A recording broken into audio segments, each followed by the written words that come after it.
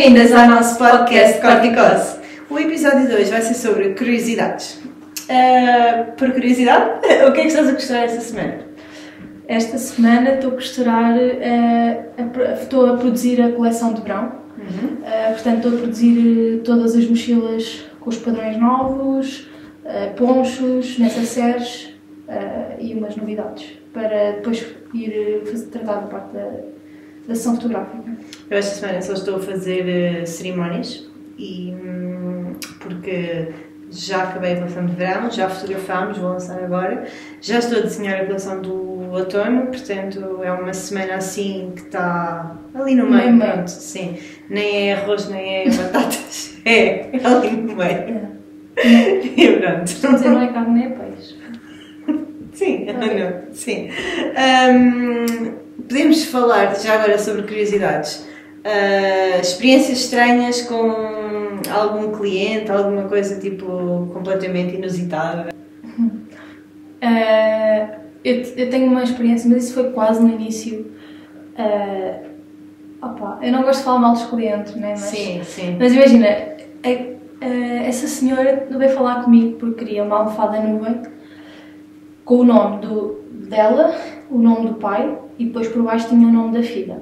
Tudo na mesma almofada? Tudo na mesma almofada. Mas tipo, imagina, isso já é muito diferente e eu hoje em dia já não aceito esse tipo de trabalho assim. Mas na altura queria trabalhar, não é? E então o que é que era estranho nisto? É que ela queria o nome dela bordado com uma cor que era a cor favorita dela, queria o nome do pai bordado com a cor favorita do pai e depois o nome da filha com a cor favorita da filha. E ou seja, porque tinha três cores. A filha ainda estava para nascer. Então foi muito estranho porque foi um pedido mesmo um bocado estranho de ser a cor preferida da filha que ainda não tinha nascido. E depois, além disto tudo, eu na altura ainda não fazia, lá está, pouca experiência, não tinha pedido o dinheiro de pagamento prévio e depois essa pessoa andou-me a enrolar imenso tempo que pagava e depois tinha tido um acidente e depois tinha sido roubado, ou seja, montes e montes de desculpas para não pagar e nós nunca cheguei a enviar, desfiz a almofada e tirei o enchimento e o tecido e o trabalho para o lixo. Então essa foi uma experiência, mas isto foi logo ao início. Eu por acaso não, isto com os 3 filhos e a maternidade, a minha cabeça não dá. Por acaso não me lembro assim de nada, lembras-te de alguma coisa que eu tenha comentado contigo? É que não me lembro mesmo de nada. Sim, nós partilhamos muitas coisas, principalmente assim alguns dramas do cotidiano, mas por acaso não me lembro assim de nenhum cliente.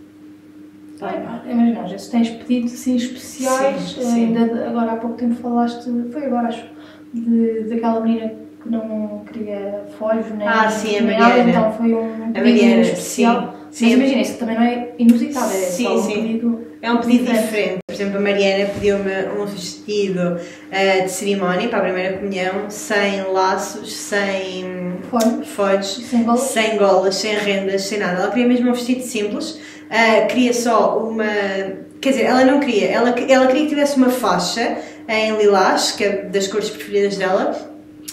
E queria... Só que a Mariana é uma criança mesmo determinada. Ela sabia exatamente aquilo que não queria, mas não sabia aquilo que ia sair daquilo que ela me tinha dito. Eu falei com ela, falei mesmo diretamente com a Mariana. A Mariana tem 8 ou 9 anos. Ou 10.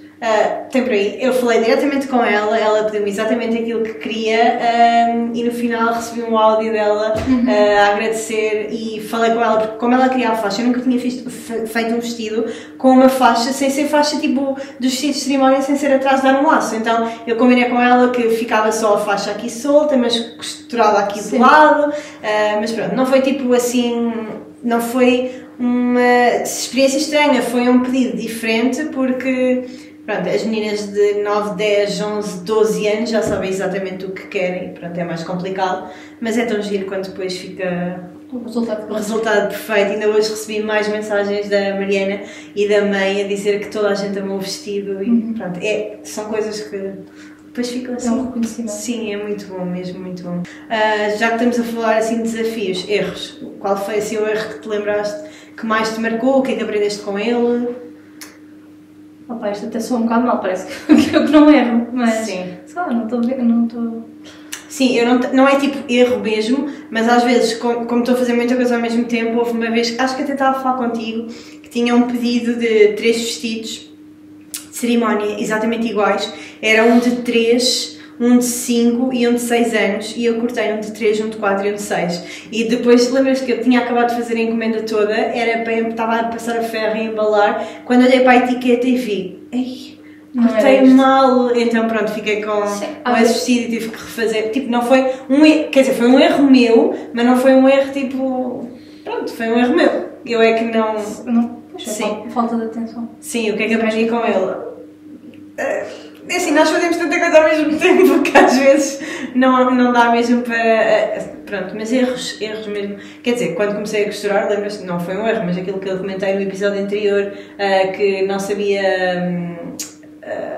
fazer o retrocesso.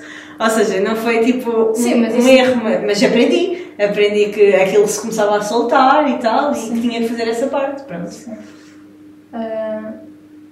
Pois, opá, talvez, sim, às vezes estamos a fazer tanta coisa ao mesmo tempo e nós temos tantas coisas simultâneo para pensar da marca e da nossa vida, não é? Que é muito fácil enganar-nos. O que acontece muitas vezes é eu trocar os padrões, por exemplo. Eu trabalho com muitos padrões diferentes, alguns até têm nomes semelhantes, todos eles têm referências, mas às vezes eu sei que, por exemplo, é com arco-íris. Imagina, eu tenho quadro com arco-íris. Ou tens que já te aconteceu bordar, por exemplo, o nome de alguma criança com outra cor? Olha, já me aconteceu bordar e, tipo, à mão e ter a almofada pronta e faltar tipo a pontinha do i. Isso é bué da mão. É que depois tens de desmanchar tudo, tirar o enchimento, voltar a... Sim. Isso é um dos grandes erros.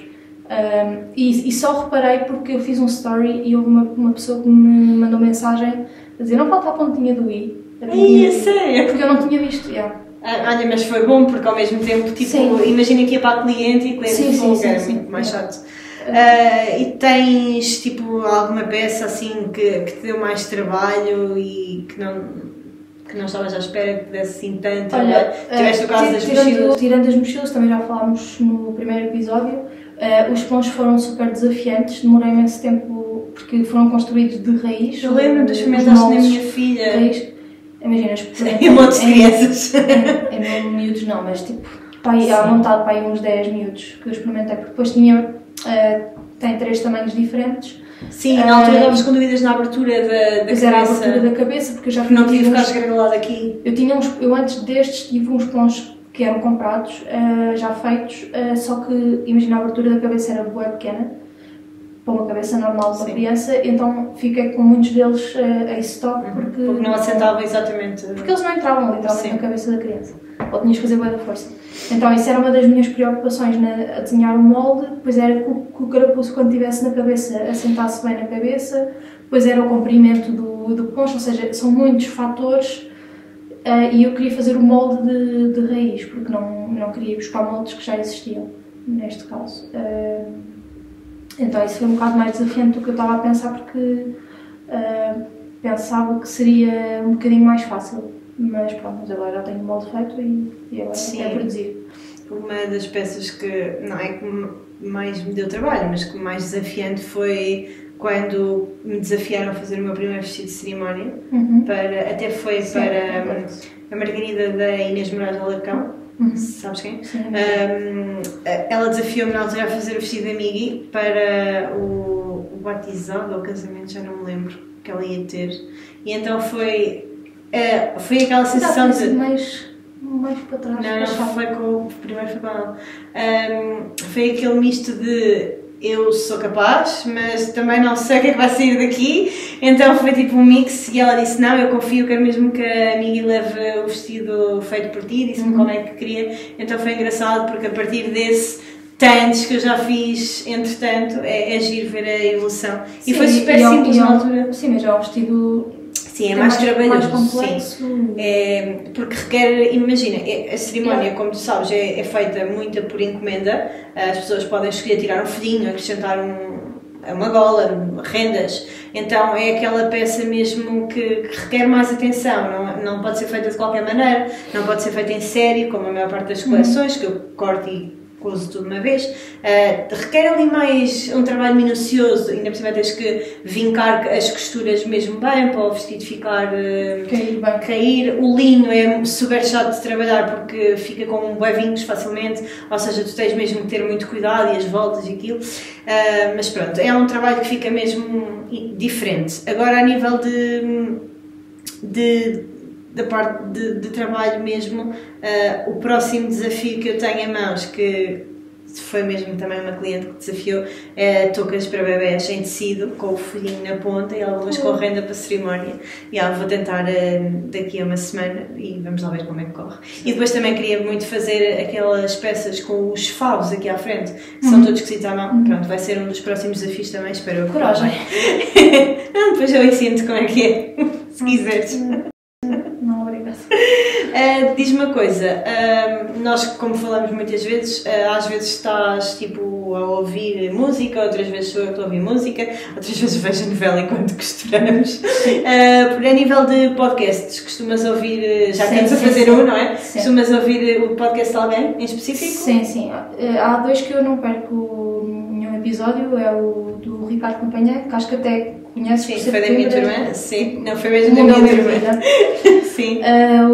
Portanto, é o Next Top Campanha, e ouço também da Mariana Ribeiro, não sei se conheces. Não.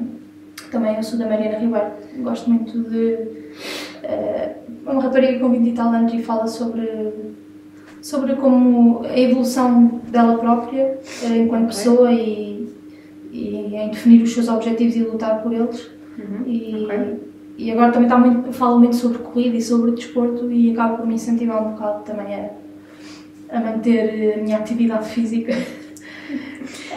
E de música também ouço imenso, mas isso ouço mil e uma coisa. Sim, eu também música é todo um repertório diferente. Mas a nível de podcasts, acho que não sou muito de ouvir. O único que eu vi foi o da Inês Andrade, da RFM, aquele da maternidade. Eu acho que ela teve vários, mas foi da maternidade porque se identificava completamente comigo. Mas acho que de resto não costumo mesmo. Mas eu costumo ouvir muitos, neste momento é os que eu tenho seguido sempre, são esses dois que eu estava a falar, mas depois já houve outros que vi que... Pronto, estava a falar de podcast, entretanto tivemos aqui uma interrupção, que o bebê começou a chorar. Não, acordou. Realidade. E qual é a coisa que mais te surpreendeu ao teres uma marca própria?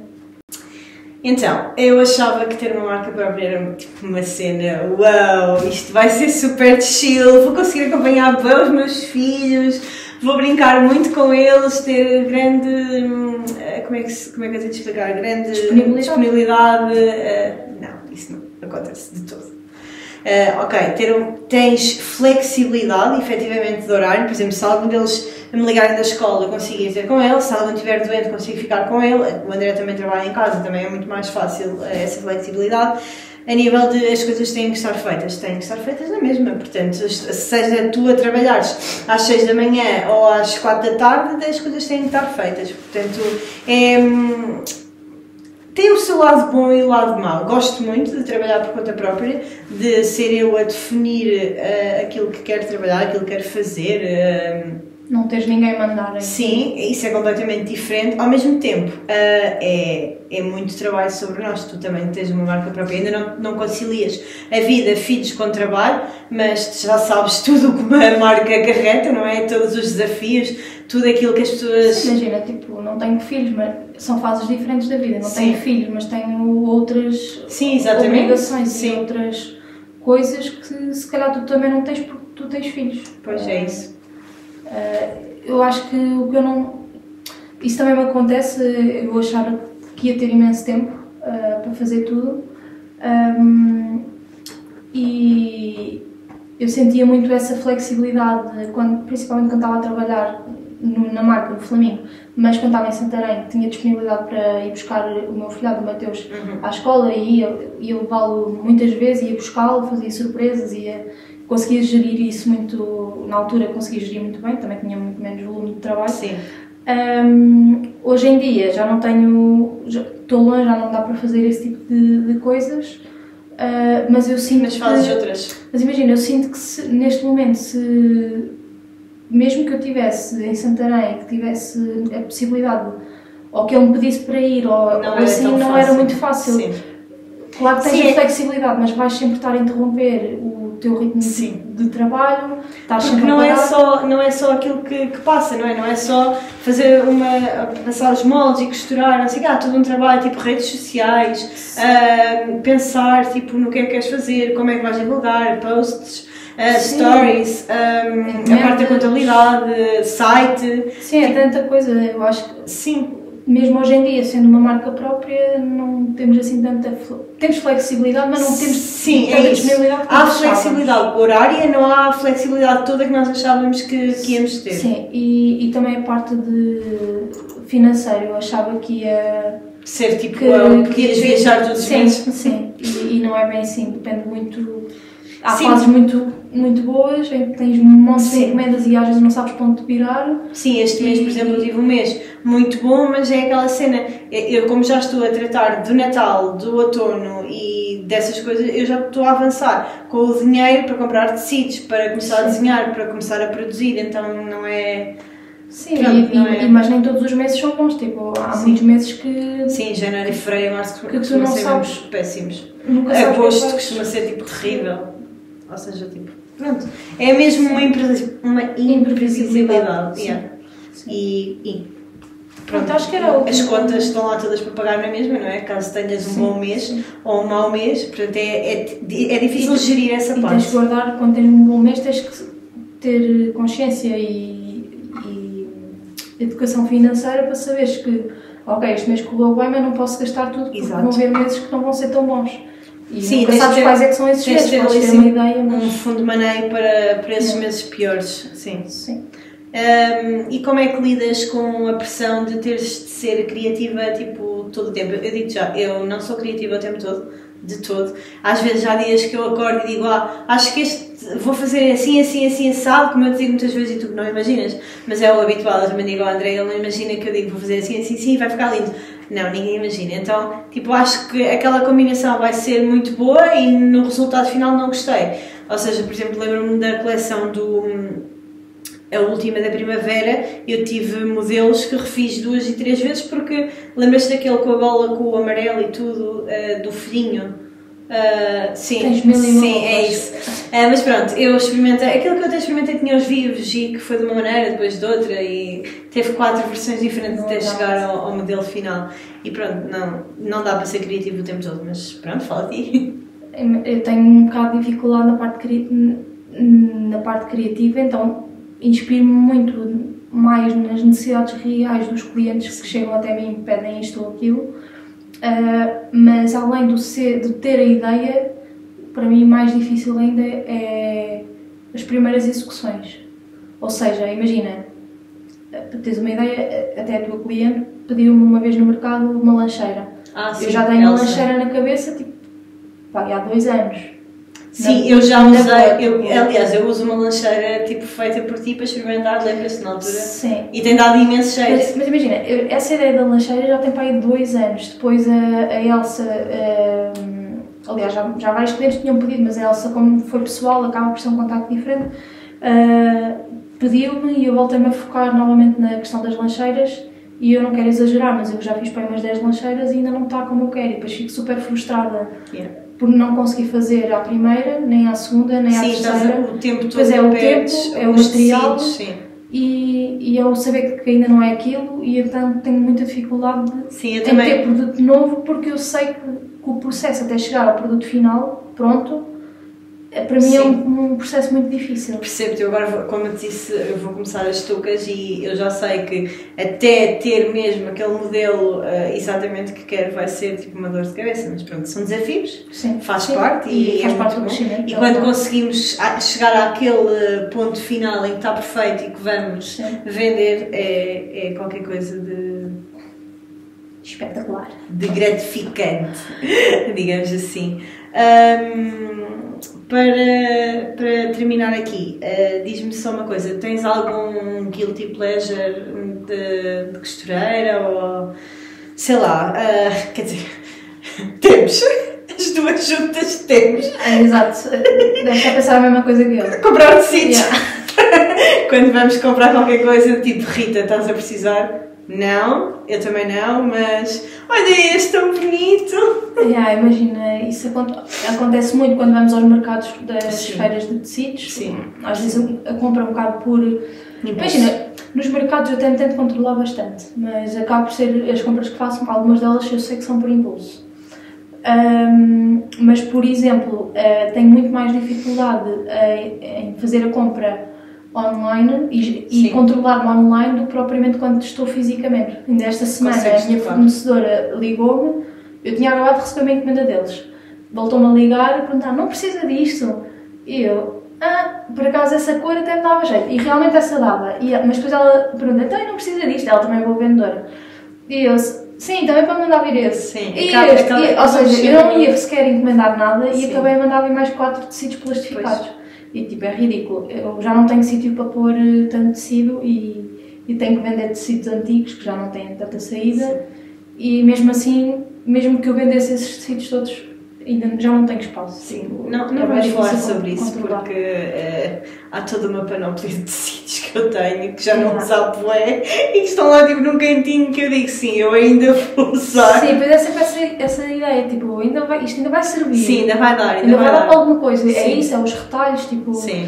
Eu ainda consigo utilizar muito para prendedores de xuxa e coisas mais pequenas, mas eu tenho sacos de retalhos que estão lá, tipo... Eu sei, já te levei muitos também, lembras-te? Sim. E isso acho que é das coisas tipo guilty pleasure, é guardar, porque vai dar jeito, e comprar por impulso. Sim, eu também tenho outra de organizar os cones de linhas, como eu tenho muitos e de várias cores por causa da corticose. Tenho-os todos por cores, tipo, começa num e vai até ao fim. Sim. E pronto, é engraçado. E tenho sempre à frente aqueles que uso mais e atrás aqueles que uso menos. E pronto. Para terminar mesmo agora, se pudesses dar um conselho à tua eu do passado, o que é que lhe dirias? Isso é uma deep question. Diria que, olha, para não desistir. Sim. Porque é difícil, porque é difícil e é o lidar com as expectativas das outras pessoas. Ou seja, dizia para se focar no seu objetivo e naquilo que queria construir e não olhar muito, não considerar muito as opiniões dos outros. Sim. E não divagar muito. É focar-te naquele objetivo e seguires, não é tentares ir por várias ramificações porque nunca... E não querer chegar a toda a gente. Eu sentia que tinha de ir às mães, aos avós, aos tios, e depois não era só coisas para bebê, queria fazer almofadas tipo que dessem para a casa, coisas... Era o que eu estava a dizer agora das ramificações, era focar-te naquele objetivo e seguires, porque se começas a dispersar depois o foco perde-se facilmente. Tens de ter um público-alvo muito bem definido e acho que era isso que eu dizia, principalmente para não desistir. Sim, pronto, acabámos por falar as duas do que é que diríamos, mas acho que damos por terminado o nosso segundo episódio do podcast Corticose. E o próximo episódio sai na próxima quinta-feira, às 6 da tarde, e esperamos por vocês. Não se esqueçam. E ativar o sininho. Ativar o sininho. Para saberem que já saiu o novo episódio. Obrigada. Obrigada.